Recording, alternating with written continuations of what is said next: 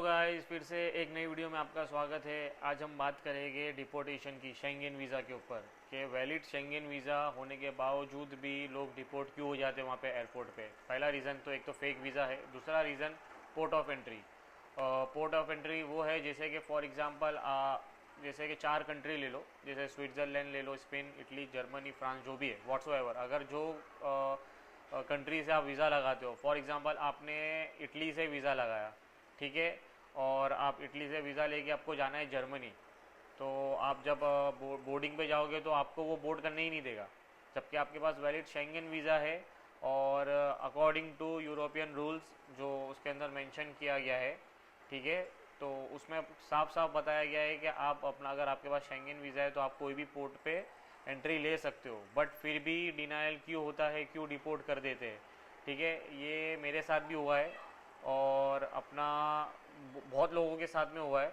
तो ये क्यों होता है और हमें क्या करना चाहिए अगर हम वहाँ पे पहुँच गए और हमारे पास कोई दूसरी कंट्री का वीज़ा है और हम कोई दूसरी कंट्री में लैंड करते हैं, तो क्या करना चाहिए, इमिग्रेशन से कैसे बचना चाहिए, ये इस वीडियो में मैं आपको बताने वाला हूँ। तो चलो शुरू करते हैं। पहले तो मैं मेरा केस बता देता हूँ कि मेरे साथ में क्या हुआ था। मेरा स्विट्ज़रलैंड का वीज़ा था और मुझे टिकट स्विट्ज़रलैंड की बहुत ज़्यादा, बहुत 45,000 की वन वे टिकट पड़ रही थी मुझे। तो मैंने दूसरे शेंगेन कंट्री की अपना टिकट्स देखा, तो मुझे इटली की बहुत सस्ती मिल रही थी। एयर इंडिया की डायरेक्ट फ़्लाइट थी जो कि मुझे कुछ 16,000 रुपये में मुझे कॉस्ट कर रही थी, ठीक है। तो मैंने इटली की टिकट मार के वहाँ पे लैंड कर दिया।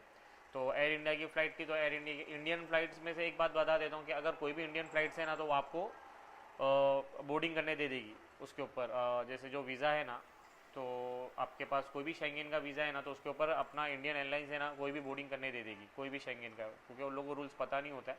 हाँ, बाकी आप जैसे कि लुफ्तांसा, स्विस एयरलाइंस और भी दूसरी जो यूरोपियन कंट्रीज़ की, अगर आप अपना फ़्लाइट ले रहे हो ना, तो आपको बोर्डिंग नहीं करने देंगे, आपका वीज़ा भी कैंसिल करवा देंगे वो लोग, ठीक है ना। तो बोर्डिंग ही करने नहीं देंगे, ठीक है। या तो अगर अगर ज़्यादा आर्ग्यूमेंट करें तो लोग सीधा एम्बेसी में फ़ोन करके आपका वीज़ा कैंसिल करवा देंगे।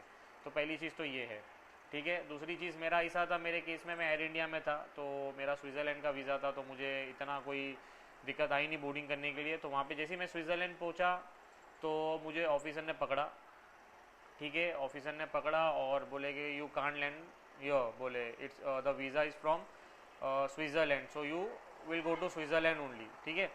तो अब मैं तो टेंशन में आ गया कि ये तो मेरे को अपना डिपोर्ट करने की बात कर रहा है। इसी में इटली पहुंचा, तो वहाँ पे फ़्लाइट के बाहर immigration officers, sorry custom officers जो रहते हैं वहाँ की, जो एआई ऑफिसर्स बोलो, कोई भी ऑफिसर्स जो लोग के रहते हैं वहाँ पे, दो तीन खड़े थे, जिसमें से एक ने मुझे रुकाया और पूछा कि शो मी योर वीज़ा। जब मेरा वीज़ा देखा तो बोला कि ये तो स्विट्ज़रलैंड का वीज़ा है, you can land over here, ठीक है ना, इधर go back to India and take the flight again and come. मेरे को सीधा ऐसे ही बोल दिया उसने कि वापस इंडिया जाओ और दूसरी फ्लाइट पकड़ के स्विट्ज़रलैंड जाओ।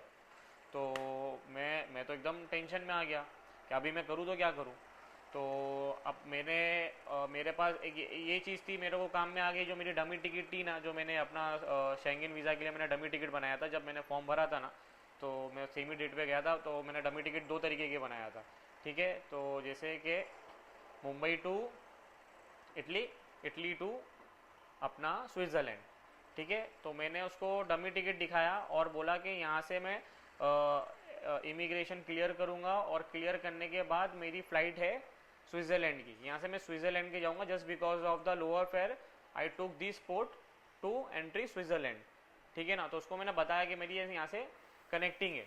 तो उसने मेरी फ़्लाइट की टिकट देखा और इतना नोटिस नहीं किया, जबकि उसके अंदर टिकट के अंदर अपना था उसके अंदर, जैसे Mumbai to Italy, Italy to Switzerland.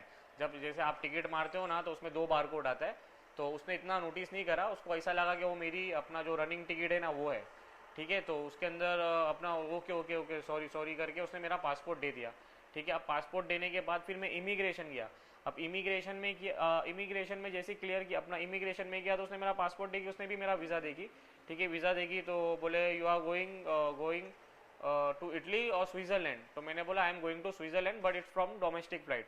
उसको मैंने बताया, ठीक है, और उसको भी मैंने टिकट बताया वही वाली कि अपना मेरा वहाँ से बाहर निकल के अपना मैं सामान लूँगा और वहाँ से डोमेस्टिक फ़्लाइट लेके मैं चला जाऊँगा, ठीक है। तो ये तरीका है, जो अगर वहाँ पे अगर एंट्री में अगर वहाँ पे पहुँच भी गए तो आप ये तरीका यूज़ कर सकते हैं। एक डमी टिकट आपके पास रखो जो वहाँ वहाँ से डोमेस्टिक की हो तो आप ये बता सकते हो। और हाँ, डमी टिकट वही रखना जिसका पीएनआर एक्टिव हो, ठीक है ना। अगर जिस दिन आपकी फ़्लाइट है ना तो आप उसको वही दिन पे टिकट मारो, क्योंकि 48 आवर्स तक का उसका पीएनआर एक्टिव रहता है।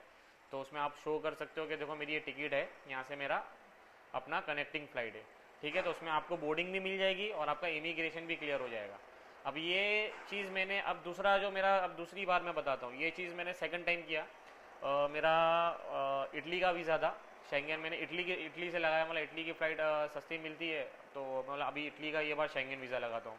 तो इटली का मैंने शेंगेन वीज़ा लगाया, तो बट मैंने इटली की जगह पे स्पेन विज़िट किया। तो बट स्पेन बहुत अच्छा एयरपोर्ट है, ठीक है, कोई क्वेश्चन नहीं। जबकि मेरी वैलिडिटी 2 दिन की बची थी, सिर्फ 2 दिन की बची थी मेरी वैलिडिटी। उसने कोई क्वेश्चन नहीं करी कि उसने मेरे को बोली कि सिर्फ तुम्हारी 2 दिन की वैलिडिटी बची है, 2 दिन में तुम्हारे को एग्जिट करना है, ठीक है। तो मैंने बोला हाँ ठीक है, आई नो। तो उसने वहाँ देखी और सीधा स्टैम्प मार दी, और मेरे को कुछ पूछी भी नहीं कि तुम्हारा इटली का है क्या नहीं, कुछ भी क्वेश्चन नहीं करी उसने, मेरे को सीधा जाने दी कि तुम यहाँ पे। तो ये चीज़ है कि कोई कोई एयरपोर्ट के ऊपर कोई कोई इमिग्रेशन के अंदर सवाल कर सकता है, कोई ऑफिसर सवाल करता है, कोई ऑफिसर सवाल नहीं करता है। तो ये चीज़ से मेरे को दोनों जगह पे मेरे को एक चीज़ सब अपना सीखने मिली कि मतलब ये पूछते भी है और नहीं भी पूछते हैं, ठीक है ना। जैसी तुम्हारी एंड मैं यही बोलूँगा कि अगर आपको कोई दूसरे पोर्ट की अगर सस्ती टिकट मिलती है ना, तो आपके पास वहाँ से दूसरी भी टिकट रखो। जैसे फॉर एग्जांपल अगर आपके पास इटली का वीज़ा है और आपका आप उतरे हो स्विट्ज़रलैंड में, तो स्विट्ज़रलैंड से बता दो कि भाई मैं एग्जिट करके यहाँ से स्विट्ज़रलैंड डोमेस्टिक फ़्लाइट में जाऊँगा, तो वो टिकट रखो, चाहे वो ओरिजिनल हो चाहे वो बट एक्टिव पीएनआर होना चाहिए, ठीक है। तो उनको तुम बता सकते हो, तो तुम्हारे को एंट्री वहाँ पे वो पोर्ट से एंट्री मिल जाएगी। तो ये बहुत अच्छा तरीका है। और अगर आपको कुछ मैं भूल गया हूँ, अगर कुछ बताना है, जो क्वेश्चन है जो नहीं समझ में आ रहे आपको, जो शेंगेन विजिट करते हैं और जो किसी का नया नया शेंगेन लगा है, तो वो क्वेश्चन मेरे को पूछ सकते हैं कमेंट के अंदर। क्योंकि मैं तो यूरोप बहुत बार जा चुका हूँ, मैं अभी तो मेरे पास 5 साल का वीज़ा है शेंगेन का। तो आप जो भी क्वेश्चन है कि 3 साल का शेंगेन वीज़ा कैसे ले, 5 साल का शेंगेन वीज़ा कैसा ले, तो इसके ऊपर भी मैं आपको बना के बता दूंगा। तो आप मुझे कमेंट करो और कमेंट में मुझे बताओ। Okay, thank you. अगर वीडियो अच्छी लगी है तो सब्सक्राइब करो। Thank you.